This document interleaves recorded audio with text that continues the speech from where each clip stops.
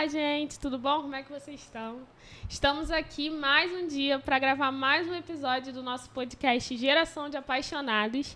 E hoje eu estou aqui com a nossa irmã obreira Carla, nossa irmã Jéssica e nossa irmã obreira Carol. Minha filha, só mulher de potência, para falar de um tema muito legal. Para nossas jovens, hoje o tema é mais voltado para nossas jovens e nossas mulheres.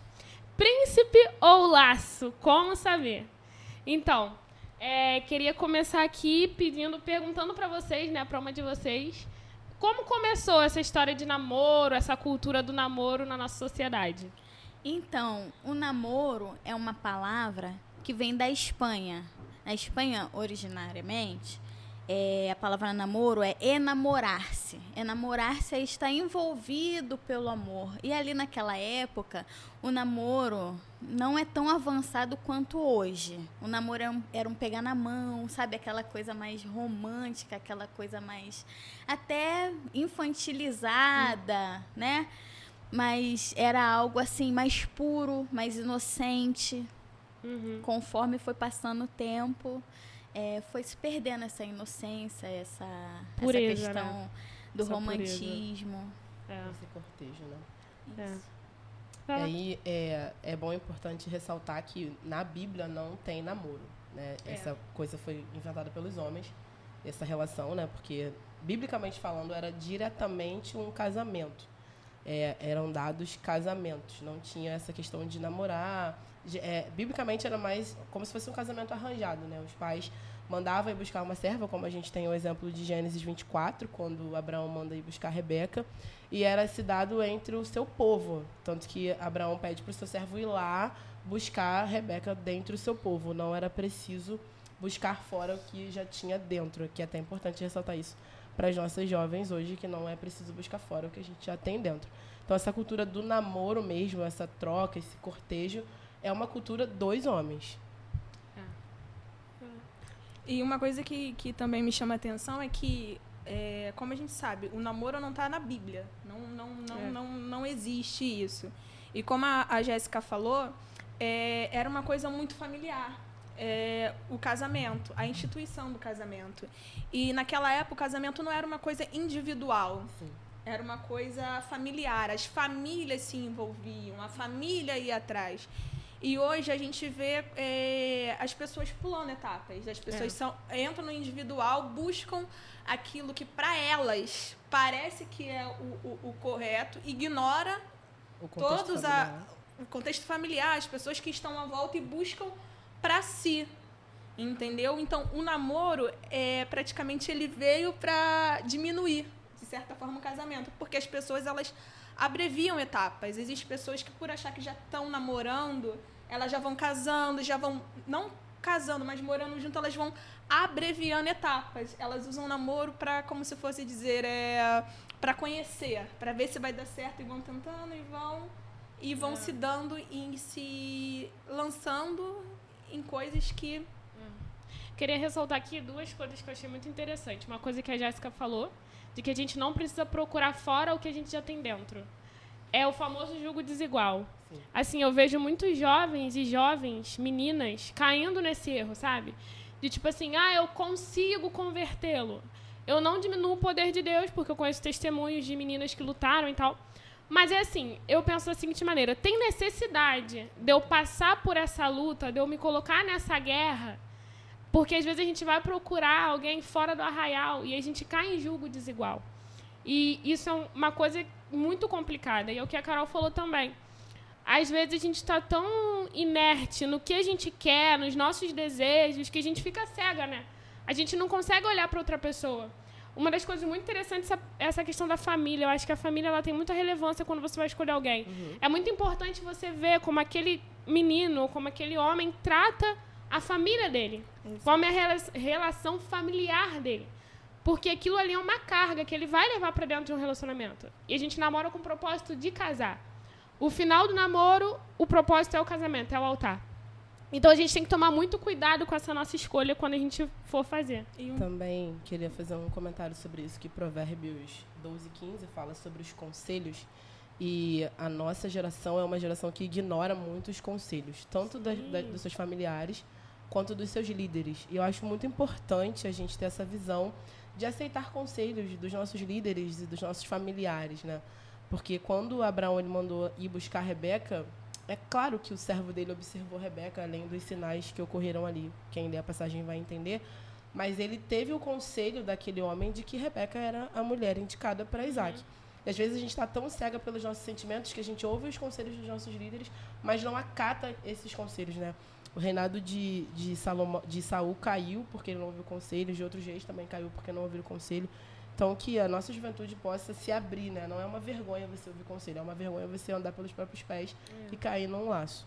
Uma coisa que eu queria ressaltar até na fala da Bia é que, meninas, vocês não têm o poder de tirar ninguém do mundo. Quem tem o poder de convencer um homem é o Espírito Santo. Exatamente. E durante muito tempo existe a fala de tipo, é através de você ele vai vir. Meu Deus.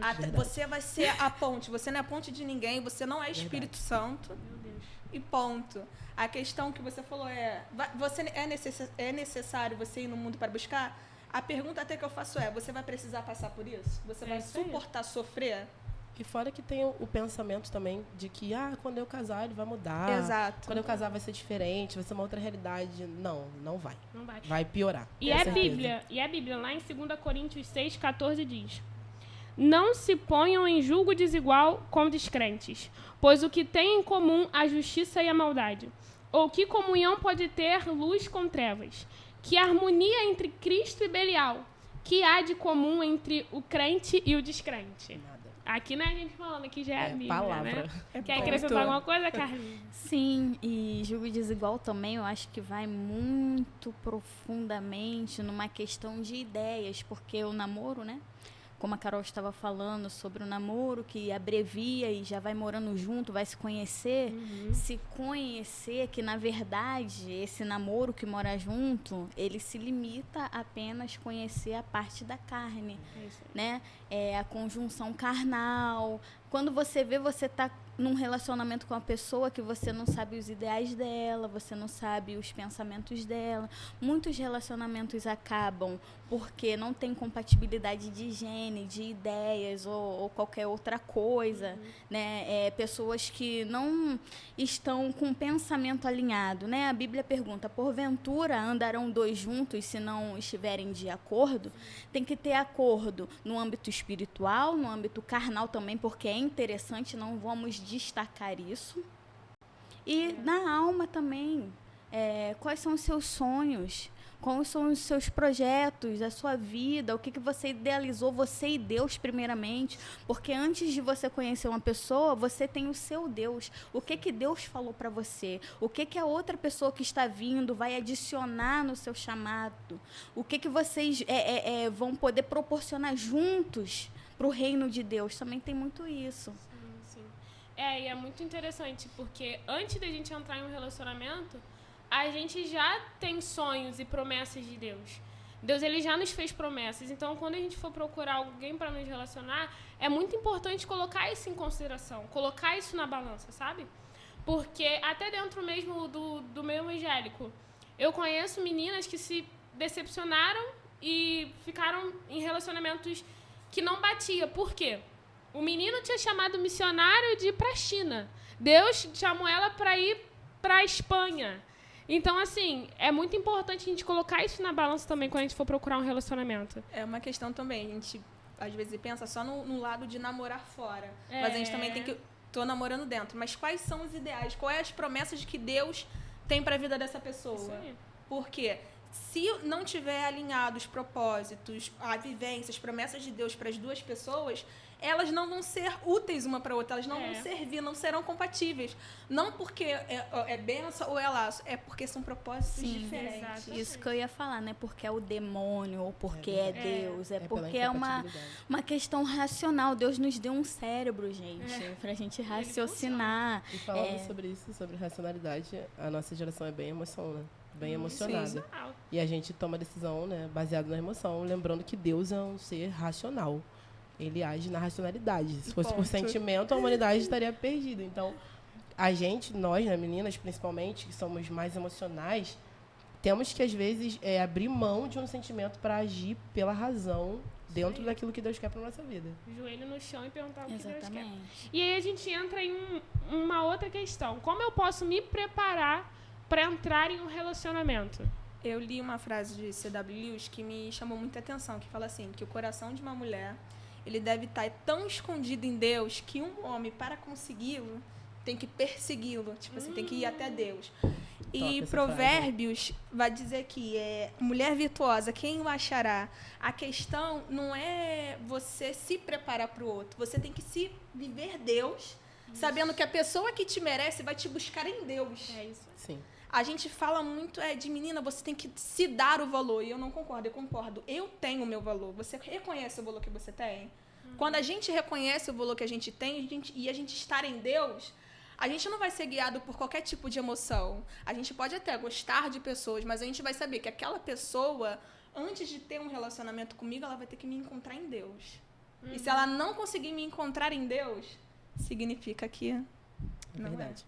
E aí eu também queria ressaltar que as meninas, nós, né, gosto de englobar todas, não conseguem ter esse exercício de autoconhecimento de quem elas são em Deus e acaba caindo em ciladas e recebendo menos do que elas merecem, até mesmo do que o próprio Deus prometeu para nós, porque são movidas pela falta de conhecimento e acabam recebendo menos do que elas precisam Sim. merecer em Deus e dentro de um relacionamento. Então, eu acho que a jornada de como me preparar para um relacionamento, ela tem que ser completa.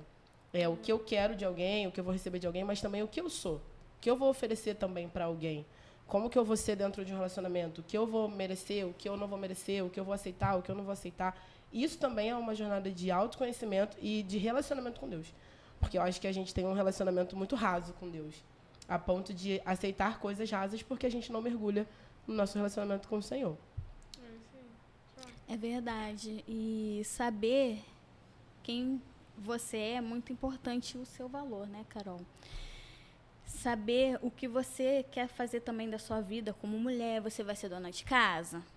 Tem que se preparar, então, para ser uma ótima, excelente dona de casa. Você vai ser dona de casa e trabalhar? Você quer se envolver profissionalmente com alguma área, uma profissão, algo do seu sonho? Tem que colocar isso também, porque a vida não é só chameguinho, amor, entendeu? A gente precisa ir ao mercado, nós vamos ter filhos, as fraldas precisam ser compradas. Os boletos precisam ser pagos.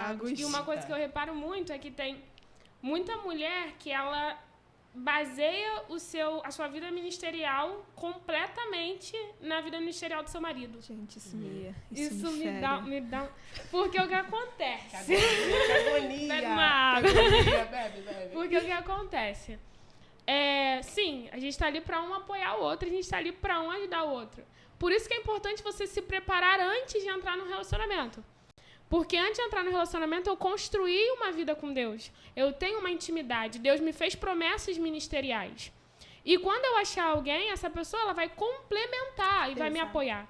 Eu não anulo todo o ministério e todas as promessas que Deus fez a mim por conta do meu marido, para viver a dele.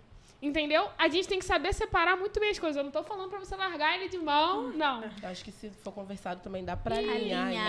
Porque, vamos aqui numa situação. Eu tenho um marido e o ministério dele é mais visível, assim, do que o meu. Mas eu tenho o meu, eu tenho a minha intimidade. Exato. A gente tem que estar orando junto, jejuando junto, buscando junto, porque isso é uma coisa que eu percebo. Às vezes o homem vai embora e a mulher fica. Fica paralisada. E não fica. O Renan, o meu namorado, gente. Sempre tem que falar, gente. Ele falou uma coisa uma vez pra mim que eu achei muito legal. Ele falou assim, Bia, eu tenho que preparar a minha casa pro nível de glória que eu quero receber. Porque não adianta, o homem ele recebe um nível de glória e a mulher ficou. A casa vai sucumbir. Porque a casa não vai ter estrutura para aquele nível de glória. Verdade. Então, assim, a casa tem que se preparar junto. Vamos jejuar? Vamos jejuar junto. Vamos orar junto. Vem comigo. Vamos no monte? Vem comigo. Porque eu não acho isso muito legal, né? Quando o homem vai, a mulher fica. E é muito engraçado, parece que a mulher fica com a parte de cuidar, de zelo pela casa, que ela acaba abraçando aquilo e esquecendo e fechando nesse mundo. E pronto. Eu acredito que não exista maior ou menor. Isso aí. Tudo que é feito para Deus tem a sua importância. Pode ser que, tipo assim, Falar do Ticão. Ticão dirige o culto, faz as coisas dele. Gente, eu tenho o maior nervoso de dirigir um culto, mas eu gosto de servir uma água. Naquilo que eu faço, eu tenho que fazer bem, e tenho que fazer com excelência. Eu gosto de ficar mais por trás relacionado ao Ticão, meu marido. Mas isso não torna ele maior ou menor. Isso. É uma questão de igualdade. Independente da função que o homem tem e a mulher tem no reino, os dois são fundamentais para esse reino acontecer. E é muito interessante o que você falou. Às vezes o homem ele fica com a função de buscar, de pregar e de sobe monte, e a mulher fica com a função da casa, de cuidar dos filhos, de educar os filhos. E aí acontece uma incompatibilidade, porque ela tem um mundo com uma visão limitada do mundo dela e ele tem um mundo dele. E os mundos têm que se fundir. Verdade. Ele não pode estar lá pregando, fazendo, acontecendo, e ela tá em casa com os filhos. Porque quando ele chegar, ele não vai entender o mundo dela e ela não vai entender o mundo dele. Forte. Serão coisas Isso aí é completamente forte. separadas. Por isso é bom entender que é uma só carne. Então, é uma só visão, é um só propósito, é um só alvo, independente das suas funções e escolhas. Os dois têm que estar no mesmo propósito, na mesma visão. É verdade. Essa questão, né? Todo mundo tem o seu papel no reino, mas em questão de busca espiritual, eu acho que é muito importante o casal estar ali na mesma visão. Até porque existirão promessas que serão feitas por um casal. Porque, por exemplo, se Deus falar pro meu marido assim, vai pra África pregar. Eu sou aquela mulher que eu tô fechada no meu mundo, eu não vou entender. Eu não vou querer largar minha vida pra ir pra África. Agora, se eu tô na mesma pegada que ele, na mesma visão que ele, sentindo a mesma presença que ele, vai se alinhar. E o engraçado é que Pedro, ele viajava e a esposa ia com ele. Eita, glória. Então, Glória, não existe essa coisa do tipo assim, porque o meu marido vai fazer uma coisa, eu não vou ficar com a casa com os filhos. Não, teu marido também tem que estar aí também. Tu tem que estar lá. O filho também é dele, né, galera? Eu acho que isso também é um detalhe a se reparar no namoro, gente. Eu já vi muitos Porque namoros assim que a gente ressalta assim, o homem, porque geralmente o homem ele tá mais no foco da visão. Em que os caras vão pregar e nunca estão com suas namoradas. E as namoradas estão sempre no mundo delas. Eu acho que isso também é uma coisa a se alinhar no namoro. Por exemplo, eu tenho uma agenda, você vai comigo, ou eu tenho algo pra fazer. Isso também tem que ser conversado no namoro. Porque as mulheres, às vezes, se relacionam com pessoas assim, no foco, né? Quando casa, começa a ruir, ter problemas, porque não alinhou isso no namoro. Eu conheci um amigo e ele conversou comigo sobre isso, que o casamento dele se deu porque ele vivia muito envolvido com as coisas da igreja e a esposa dele sempre em casa. E ele só se deu conta disso depois que acabou. Aí ele falou pra mim, cara, a pior estratégia que eu fiz foi não alinhar isso no meu namoro. Isso. Não colocar em pauta pra ela como que era a minha vida. E quando eu casei, não abrir mão de uma agenda tão movimentada pra ficar com ela também. Então, eu acho que essa visão, tanto de alinhar no namoro e quando casar, ter uma sensibilidade de organizar as coisas de forma que não vai ter essa dispersão, né, do casal, é importante. eu acho que o namoro funciona assim. Vamos lá. Ele prega e a menina dança. Ele vai pregar, ela vai ver, ela vai dançar, ele tem que ir. Eu também concordo. Meu Não Deus. existe isso. Glória, A glória. menina vai servir um café, ele vai ter que estar lá vendo ela servir. E uma... Independente do que ela esteja fazendo, da mesma forma que ela teve, ela abrir mão de algo para vê-lo, estar lá. ele vai ter que Meu abrir Deus. mão de algo para poder vê-lo, Porque para o ministério prestigiar. dele não é maior que o ministério dela. Coisa Exato. linda. E uma coisa que eu converso muito com o Renan também, vou trazer até de testemunho para todos. Que o que acontece? Por eu e ele sermos, agora, né, a gente assumiu a vice-liderança da Rede Jovem, a gente ser muito envolvido na obra, a gente está sempre em coisas da igreja, a gente está namorando. E agora é a fase da gente se escolher. Eu vou casar com você? Você vai casar comigo? Então a gente tem que se conhecer. E aí, por a gente estar muito envolvido em coisas da igreja, a gente namora aos fins de semana, sexta, sábado e domingo. Sexta, sábado e domingo sempre tem alguma coisa da igreja. Acabava que a gente já ficou 6 finais de semana sem ter um tempo para sentar e conversar. Eu sei muito bem disso. E aí a gente teve que sentar, foi até recente, E e alinhar. conversar. Eu sentei e falei, olha, amor, a gente precisa alinhar, porque a gente agora está na fase de se conhecer. Eu preciso conhecer o seu jeito, você precisa conhecer o meu jeito, a gente precisa orar junto, a gente precisa jejuar junto, a gente precisa ler a Bíblia junto. Então, assim, a gente precisa ter um tempo nosso. Então, assim, no namoro, tomem muito cuidado com isso. Primeiro, para não viver muito agarrado, que vai dar problema, mas a gente vai falar disso daqui a pouco. Mas também para não viver, quando é um casal que já está muito envolto na obra, para não viver muito distante. Porque você precisa conhecer a pessoa com quem você quer se casar para tomar essa decisão. Então a gente tem que tomar muito cuidado com isso também. Verdade. Uma coisa que eu passei no meu namoro Vai cortar essa parte com certeza que eu tô. E uma coisa que eu passei no meu namoro foi a questão de igrejas diferentes. Então era uma coisa assim, que alguém tinha que ceder. Ou eu ia para dele, ou ele iria para mim. Mas nós sabemos que na Bíblia já fala que a mulher é auxiliadora. Então, pela lógica, né, pela questão que a mulher foi criada para ser auxiliadora, a gente sabe que é a mulher que segue o homem, né?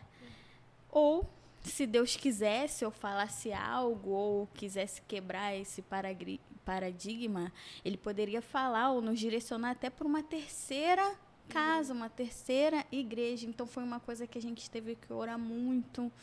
Ele já sabia, porque ele me fez um combinado. Ele falou assim: Carla, cada um vai orar separado em relação a isso. Deus vai falar com você e Deus vai falar comigo. Deus já tinha falado com ele, porém eu fui a parte resistente. Eu fui a parte que não queria deixar.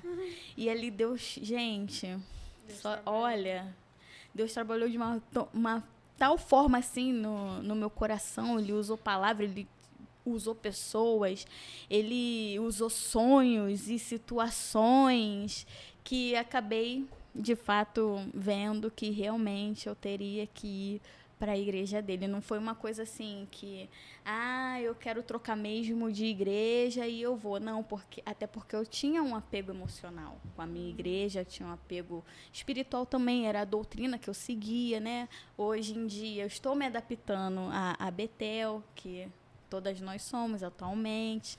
Então, tem algumas coisas que, de fato, tem que ser conversado no namoro. Porque no namoro a gente vai ver. Também no namoro é muito importante você ver como são as atitudes do seu pretendente. Como é que ele discute com você no namoro? Você vai ver que ele, da forma que ele te trata no namoro, no meio de uma discussão, é como ele vai te tratar num casamento. Ou e no casamento... Até pior, porque intensifica. Porque no casamento, vocês dois vão estar dentro de casa sozinhos. Tem onde que dormir brigado.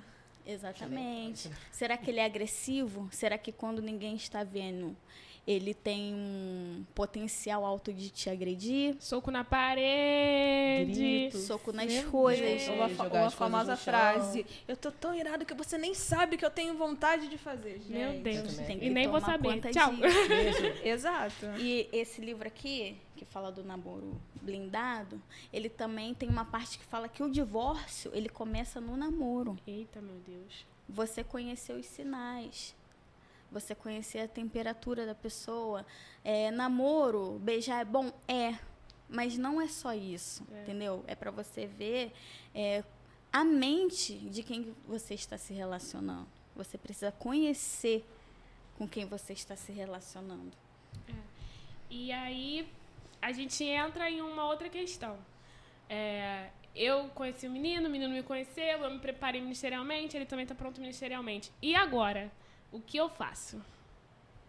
Para mim, a questão é a identidade das pessoas em Cristo. Vocês se gostam, mas o que vocês vão viver? O que vocês querem viver? Vocês vão querer viver a mesma coisa? Ou vocês têm propósitos separados? Porque não existe isso. Se vocês podem se amar, amar loucamente, genuinamente, mas se vocês tiverem propósitos separados, não vai dar certo. Acho que também entra a observação. E, no caso, acho que a primeira observação diante do, né, eu gosto dele, ele gosta de mim, o que a gente vai fazer agora são os princípios. Vou olhar para ele e vou ver se ele tem os mesmos princípios que a Bíblia diz que um homem deve ter. Porque eu aprendi que o homem, que vai ser meu marido, meu sacerdote, né, ele vai ter que me proporcionar provisão, proteção e amor.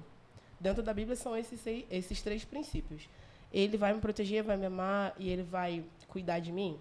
Se não, já é um sinal gigante de que ele não serve para mim. Então, a gente tem que observar. Como sacerdote, ele vai me amar como Cristo amou a igreja dentro de um casamento? E, voltando rapidinho ao comentário que eu não fiz, a gente precisa aprender que o namoro, ele foi feito para acabar. Deus, ele não se agrada do divórcio. É claro que tem casos e casos que vai ter que ter o divórcio, mas eu acredito também que ninguém casa para divorciar. Então, o namoro, ele foi feito para acabar. A gente tem uma certa dificuldade de romper laços, né? Algumas pessoas têm. Só que o namoro é esse momento. Você vai observar. Ele tem os princípios de Deus, ele anda, ele caminha com o Senhor. É o momento em que eu posso acabar. Não vou ficar esperando pra terminar isso. Então, coloque esses 3 princípios na sua cabeça, né? Proteção, provisão e amor. Se ele vai te proteger, vai prover sobre você e vai te amar como Cristo amou a igreja. Nesse tema em que a Jéssica abordou, que o namoro tem que acabar para ver se o homem é coisa mesmo de prover. Eu já quero manifestar. Eu já quero manifestar aqui a minha opinião de que eu tenho controvérsias de um namoro de um adolescente. Eita, meu Deus. Porque adolescente está na... que a adolescência tá naquele negócio, né? Muito hormônio. De hormônio, tá Nem formado crescendo, tá Maturidade se ainda é formando, Nem sabe o que é da vida ainda. tá estudando. Qual é a perspectiva de vida? Se tem, se não tem? Claro que tem casos e casos. Hoje a gente vê adolescentes influencers que têm uma vida estruturada financeiramente falando, porque em relação ao casamento da nossa nação, a partir dos 16 anos é a idade núbil, que é autorizada pelo Código Civil. Então, a gente sabe que tem adolescência, essas pessoas que estão nesse contexto de família bem estruturadas, o cara já trabalha, a menina já estuda, entendeu? Tem uma vida encaminhada. Então, você tem que prestar atenção. Porque, fica ligada, menina, porque o menino tem que ter um negócio, tem que ter um lugar onde cair morto. Tem que ter um dinheirinho para, entendeu? Pagar as coisas para você. Porque hoje em dia tá numa conversa de negócio de metade. Eu te levo, mas você tem que pagar. Pelo amor de Deus. Entendeu?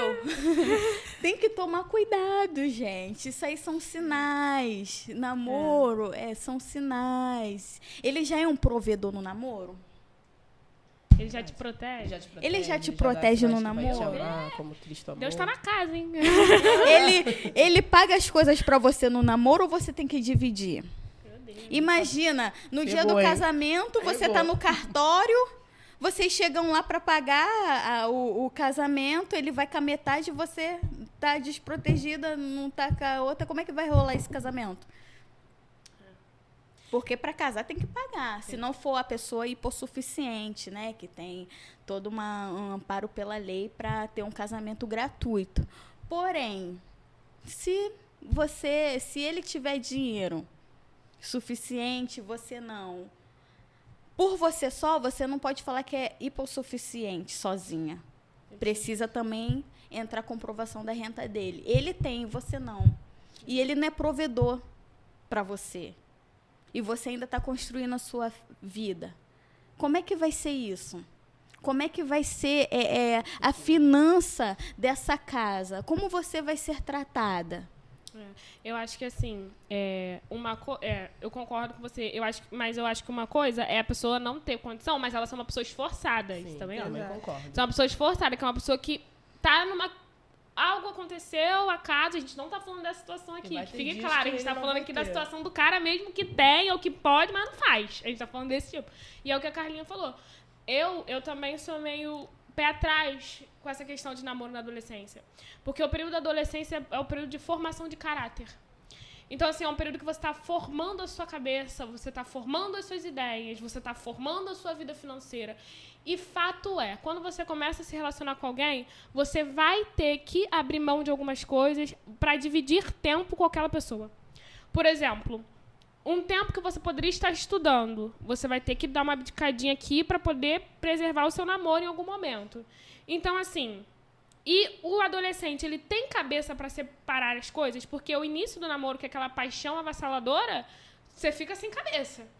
Sendo adulto. Imagina sendo adolescente. Então, assim, eu acho que eu sou pé atrás dessa questão também por conta disso. Eu acho que é um momento que você tem que construir o seu emocional. E talvez não seja o momento ideal, porque vocês não têm vida ainda financeira, vida emocional, vida... Entendeu? Tá tudo caminhando ainda. Calma, espera um pouquinho. Você gosta dele, ele gosta de você?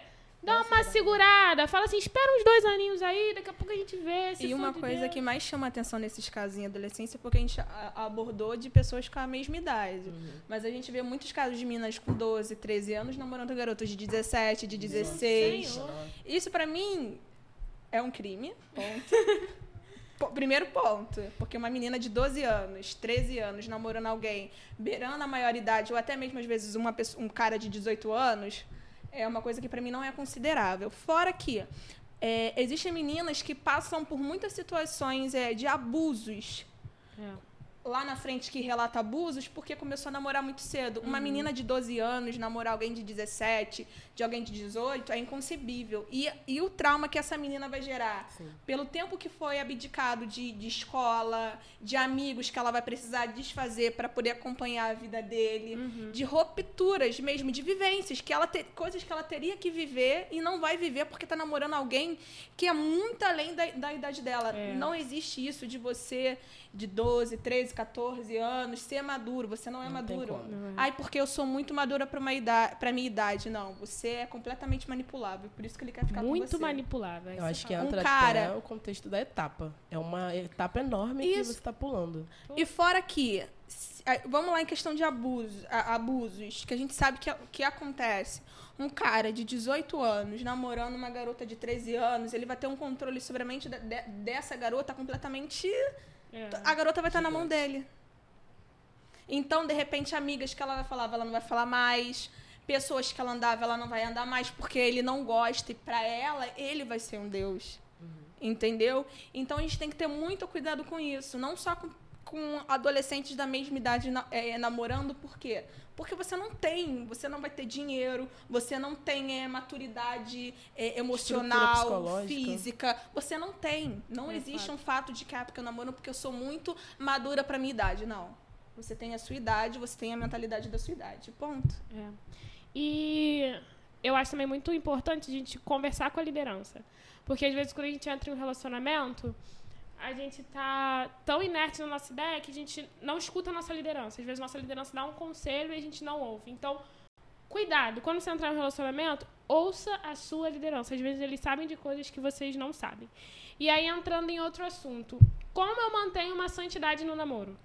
Posso ler um versículo? Pode. Em 1 Tessalonicenses 4, do 3 ao 5 diz: Porque essa é a vontade de Deus, a vossa santificação, que vos abstenhas da fornicação. Que cada um de vós saiba possuir o seu vaso em santificação e honra, não na paixão da concupiscência, como os gentios que não conhecem a Deus. Esse versículo não se enquadra só em fornicação, ato sexual. Eu acredito que quando Paulo também fala sobre se abrasar, é um pecado também. Então, a santidade no namoro, ela começa quando você percebe que não tem como você ficar muito tempo sozinho, falar sobre certos tipos de assunto, tá em certos tipos de local com o seu namorado. Hoje eu vejo, né, a gente vê muitos casais que são namorados, mas a gente acha que é casado. Porque tem um certo grau de intimidade, de conversa, de toque, que é surreal. Então, assim, eu como jovem, né, também tenho que ter essa vigilância dentro de um relacionamento. É muito importante. Já tá namorando, tá em passo de noivar, de casar. Então, a etapa do namoro também é uma etapa que você tem que tomar muito cuidado. Eu lembro que uma certa feita, o próprio pastor, né, falou sobre umas coisas. Sobre, cara, o seu namorado não tem que entrar dentro do seu quarto. O seu namorado não tem que estar enfurnado dentro do seu quarto o dia inteiro. Você não tem que estar enfurnado dentro da casa dele o tempo todo. Vocês têm que ter um limite de horário. Às vezes a gente pensa assim, pô, eu, por exemplo, tenho 30 anos. Vou namorar, claro, em nome de Jesus. Eu não posso ter essa ideia de que eu vou ficar enfurnado dentro da casa do meu namorado o tempo todo. Meu namorado não pode estar dormindo na minha casa sempre. Às vezes a gente tem essa dificuldade. Pô, eu tenho 30 anos, eu já tenho maioridade, eu trabalho. Mas você é uma serva de Deus que tem que ter um namoro santificado no Senhor. Então, acho que é muito importante a gente ter essa consciência de que santidade não é só o ato completo da fornicação. São detalhes, às vezes mínimos, que você está quebrando a sua santificação no seu relacionamento. Eu acho que, assim, só simplificando e juntando o que você falou, pra mim, só namora quem tem capacidade de namorar. Isso, pra mim, é santidade. Se você sabe que você vai namorar e você não vai conseguir, não namora. Ponto. Fica só. Ah, porque eu vou namorar, mas já aí vem fogo. Não namora. Ponto. Acabou.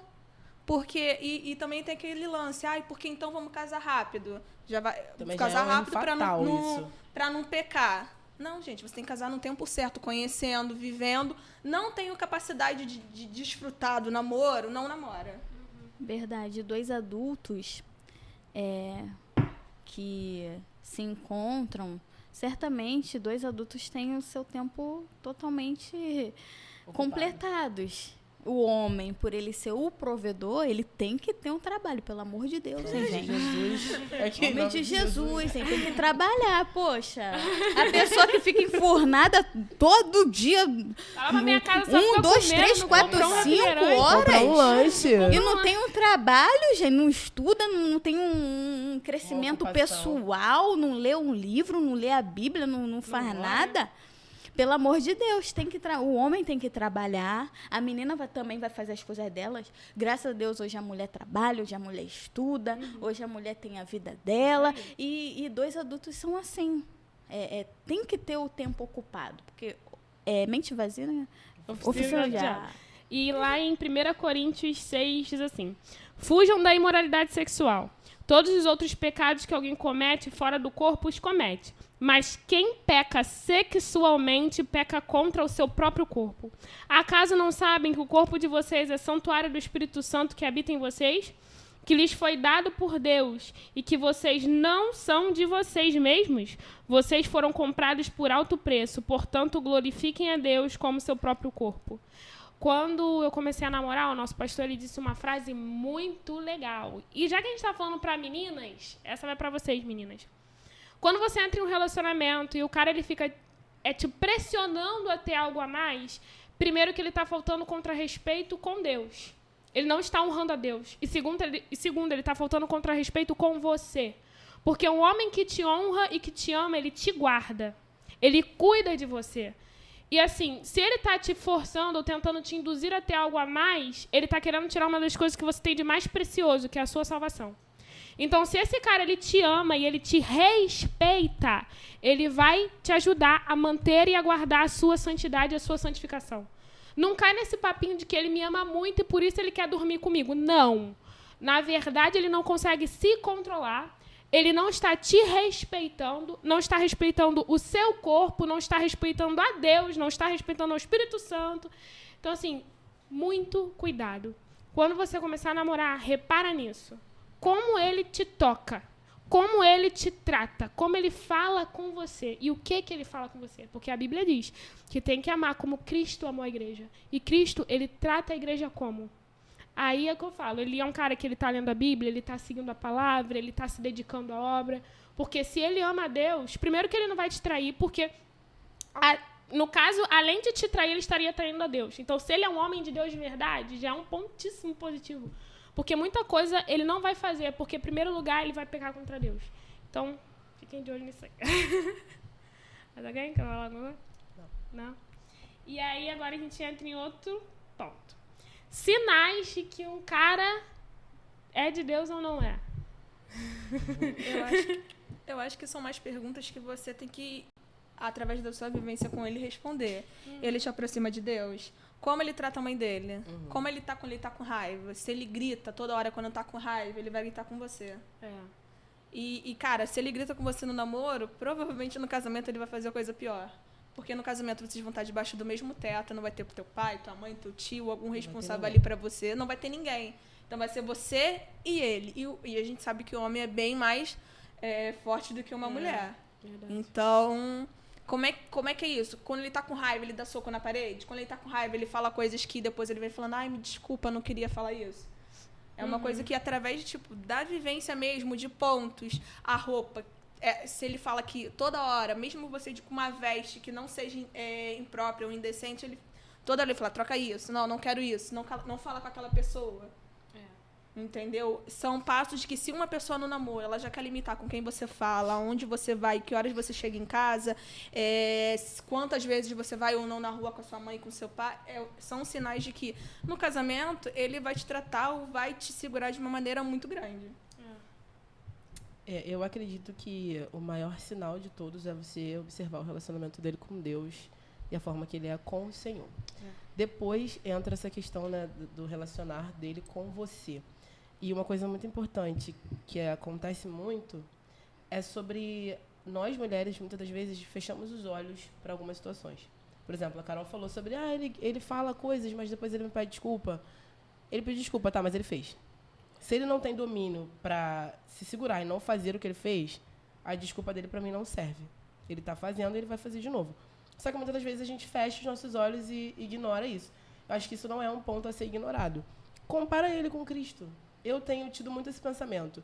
Eu observo as atitudes de alguém e eu falo, Jesus faria isso? Jesus gritaria comigo? Jesus jogaria coisas no chão? Jesus me ignoraria? Então, não serve para mim. Só que entra também a questão da racionalidade. Não deixa o seu sentimento falar mais alto do que a sua razão. Sua razão tá ali te mostrando que ele é um cara bruto e agressivo. Seu sentimento vai ficar te enganando. Ele vai mudar, ele vai mudar. Não, ele não vai. Então, seja racional. E entra também o ponto de você se conhecer. Porque a mulher, às vezes, se diminui dentro de um relacionamento. Não, eu não vou sair daqui porque eu não vou conseguir coisa melhor, eu vou ficar envergonhada. Vai ser pior se você ficar nesse relacionamento. Então, se posiciona, observa os sinais, não deixa a sua emoção falar acima do que você sente. E uma coisa que a gente tem na nossa igreja, que para mim é muito importante, é você ter a liberdade de conversar com a sua liderança. Eu consigo conversar sobre tudo com a minha liderança. Aconteceu assim, assim, assim. E se o seu líder te dá uma direção para você sair, sai. Não insiste, porque as pessoas assim que estão na nossa liderança, mais velhas, pessoas com quem a gente pode se aconselhar, têm uma visão externa, de fora, muito melhor do que a nossa que está dentro. Nossa visão está cheia de sentimentos, cheia de desejo. Às vezes a sua vontade de que aquela situação mude é maior do que a sua razão de estar vendo que aquela situação não vai mudar. Então, acho que esses são os pontos. Observação, não ignorar os sinais e ter uma liderança que vai te direcionar de forma sábia e concreta para você saber o que você está fazendo da sua vida. E não tenha medo de escolher sair. Você não vai ficar envergonhada se você sair. Você vai ficar envergonhada se você continuar e futuramente esse relacionamento virar uma bola de neve. E outras mulheres que entram já na questão do feminicídio, várias coisas que acontecem por passos que não foram dados antes. Então, esse é o momento. Observa. Ele vai me proteger? Ele vai me amar? Ele vai ser um bom provedor para mim? Esses são os 3 princípios que eu acredito que nós mulheres temos que ter quando for escolher alguém para dividir a nossa vida. É verdade. Para mim, o que funcionou bastante era... Eu sempre observei aquele versículo de Gálatas 5:22, que fala do fruto do Espírito. Tanto por mim, eu orava para eu desenvolver esses frutos na minha vida, desenvolver o amor de Deus na minha vida, fazer com que Deus trabalhasse também no meu caráter, né? No meu caráter, nos meus pensamentos e até mesmo na minha forma de lidar com o próximo. Então, ali em Gálatas 5, a partir do versículo 16, está descrevendo as obras da carne, e no 22 começa o fruto do Espírito e os seus gominhos, que é o amor, a paz, a alegria. Então, você identificar isso no outro também é muito importante. Ele está emanando o fruto do Espírito, ele transpira o fruto do Espírito. Você consegue sentir a presença do Espírito Santo nas suas conversas, quando você ora, busca, jejua, ou se tem isso, ou só o namoro é algo mais carnal. Vocês têm planos de estudo, de leitura bíblica, de um jejum, porque, como a Bia leu, 1 Coríntios fala que quem peca com a prostituta peca contra si mesmo, com o seu próprio corpo, né? Peca contra o Espírito Santo. E muitas das vezes o homem usa da artimanha do toque, do carinho, do beijo para manipular uma situação de abuso. Verdade. Poxa, me desculpa, eu te amo. E tem todo aquele abraço, aquele teatro, sabe? E você, por, sei lá, pode estar vivendo uma carência e se sentir abraçada por essa migalha que ele te dá, acaba caindo mais uma vez nas lorotas, nas conversas fiadas. Mas só que ele tem o amor, o carinho, mas pro outro lado, ele não tem o cuidado com você. Como te tratar, como falar com você. Ele te ofende, entendeu? Tem que ter o fruto do Espírito. O fruto do Espírito é importante. Tá lá, são 9. Gente, Tá lá, só ler. calma, que ela é muito calma. Então, Adorei. É isso mesmo que elas falaram. Acho que você tem que observar. E, cara, o que a Jéssica disse foi cirúrgico. Ele parece com Cristo? Isso já responde muita coisa. Com essa pergunta, você já consegue responder muita coisa para você mesma. E não tente se enganar. Não tente se enganar. Ele vai melhorar, ele vai mudar. É uma escolha sua. Você quer, você precisa passar por isso? Ou você pode... É igual a Jéssica falou, agora é o momento de você bater o martelo se você vai ficar ou se você vai sair. Você pode, se você sentir que ele não te trata como Cristo te trataria, você pode sair. Você é uma princesa. Você deve ser tratada como tal. Você é filha de um rei. Então, você deve se dar ao valor e ser tratada como tal. Você custou muito caro para chegar a qualquer um e te tratar da maneira que ele quer te tratar. Você é filha de um rei. E agora, indo para as considerações finais, que a hora já foi. O que cada um aqui tem a dizer sobre as suas considerações finais?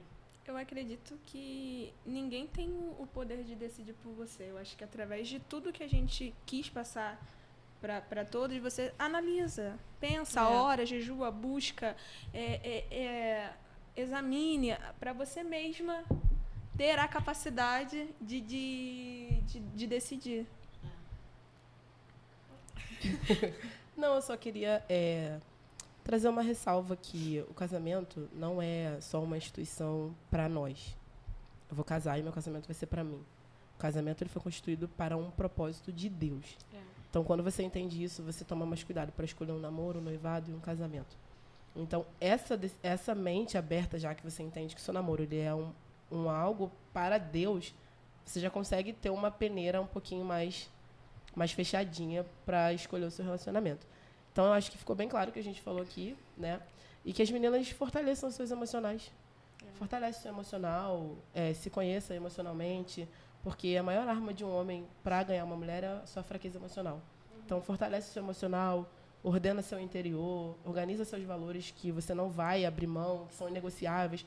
Por exemplo, eu não vou abrir mão de ser servo do Senhor, então já é um valor inegociável. Acho que a gente tem que ter esses princípios bem ativos e bem resolvidos na gente para que a gente não caia nessas armadilhas de ter um relacionamento e até mesmo, possivelmente, um casamento destruído.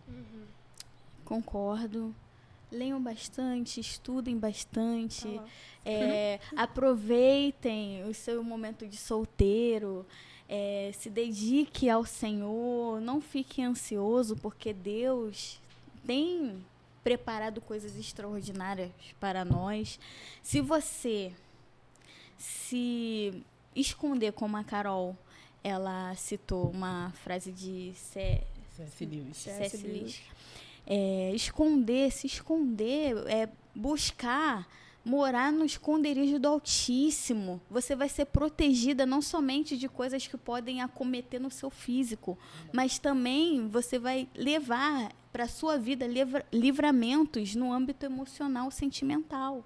Deus vai te livrar, Deus vai te encaminhar também. Deus é aquele que está com você, Deus é aquele que te dá direção. Por isso, coloque a sua vida diante do altar de Deus. Se no momento que você está vivendo agora é para se dedicar ao reino, se dedique ao reino, porque depois que você casa, você tem uma vida diferente. Você tem uma vida para o seu marido, para a sua casa, para o seu lar, né? Porque a palavra diz que aquele que ignora os cuidados com o seu próprio familiar é pior do que o descrente.